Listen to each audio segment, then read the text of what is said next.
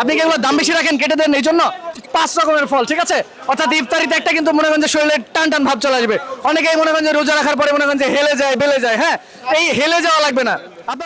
প্রিয় দর্শক, অনেকেই বলে চক বাজারের সব খাবার অস্বাস্থ্যকর। আসলে ওরা স্বাস্থ্যকর খাবারই চিনে না।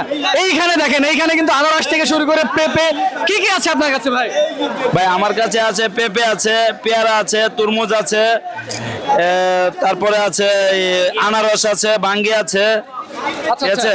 তো এইখানে কিন্তু মোটামুটি ফলের মধ্যে সবকিছু আছে, আনারস পেয়ারা থেকে শুরু করে লাল নীল সবুজ সব ধরনের ফল, ঠিক আছে? তো যারা বলে চক বাজারের বেশিরভাগ খাবারই অস্বাস্থ্যকর, ওরা খাবারই চিনে না। ভাই এগুলো কি খাওয়ার জিনিস না? আমি যেটা মনে করি, আমার যুক্তিতে যেটা মনে হয় যে তেলে ভাজা যে এই জিনিসগুলা বা বিভিন্ন যে আইটেম থেকে সবচেয়ে ফার্স্ট ক্লাস আমি মনে করি শরীরের জন্য উপকারী এই ফল জিনিসটাই। অবশ্যই অবশ্যই। সারাদিন রোজা রাখার পরে দেখা যাচ্ছে এইটা যদি একটু আইটেমের মধ্যে থাকে তাহলে অবশ্যই শরীরে একটা টান টান কি হবে, এইটাই টান টান একটা উত্তেজনা চলে আসবে ইনশাল্লাহ, ঠিক আছে?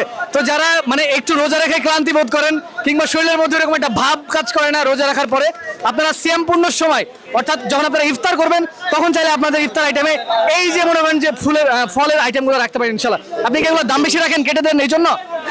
আপনি কি দাম বেশি রাখেন কেটে দেন এই জন্য, নাকি দাম কেমন কি?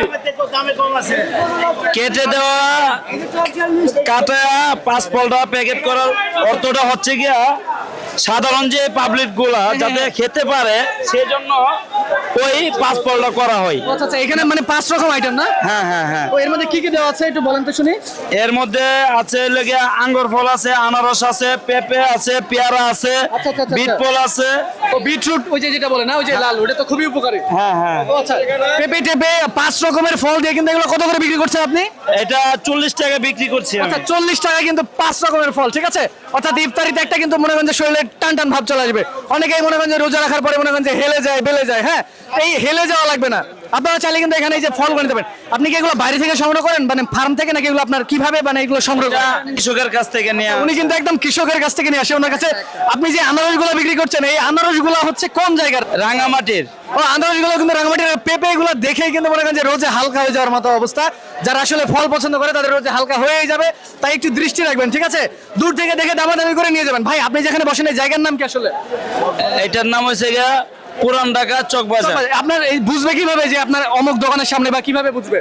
এটা হচ্ছে গিয়া চক বাজার বড় মসজিদ, ঠিক আছে? চকবাজার বড় মসজিদের সামনে কিন্তু ভাই বসে। ভাই আপনার 2 নম্বর গেটের সামনে, দুই নম্বর গেটের সামনে। 2 নম্বর গেটের সামনে ভাই কিন্তু বসে। ভাই আপনার নাম কি আসলে? আসলে আমার নাম হচ্ছে গিয়া ফাইজুল ইসলাম। তো আসলে ওনার নাম হচ্ছে ফয়জুল ইসলাম, ঠিক আছে? তো আসলে এই ফয়জুল ভাইয়ের কাছে আপনারা আসতে পারেন। বিভিন্ন ধরনের ফল আইটেম আছে। ভাই আপনি সবাই তো এই যে অন্যান্য আইটেম বিক্রি করছে, এই যে মনে করেন ঝাল টাল এটা সেটা, আপনি কেন এই ফল বিক্রি করতে আসলেন? এইটাই আমার ভাই ছোট থেকে এই ব্যবসাটা চালায় যাইতেছে, তো আমার ভাইয়ের উদ্দেশ্যে আমার এদিকে আসা। আচ্ছা উনার বড় ভাই, ওই যে ভাই বড় ভাইয়ের নাম কি? ভাই আপনার নাম কি? আলামিন। মানে বিশ্বাসী, বিশ্বাসী। আলামিন মানে বিশ্বাসী। আর ভাইয়ের নাম হচ্ছে ফয়সাল। তো আপনারা এখানে আসতে পারেন ইনশাআল্লাহ। বিভিন্ন ধরনের ফল আছে খুবই কম দামে, কিন্তু আপনারা সিয়াম পূর্ণের সময় এগুলো খেতে পারেন, ঠিক আছে ইনশাআল্লাহ। তো অবশ্যই চলে আসবেন, এটা হচ্ছে 2 নম্বর গেটে, শাহী মসজিদের 2 নম্বর গেটে। তো দেখা হচ্ছে পরবর্তী কোনো ভিডিওতে, সাথেই থাকুন। আল্লাহ হাফেজ প্রিয় দর্শক।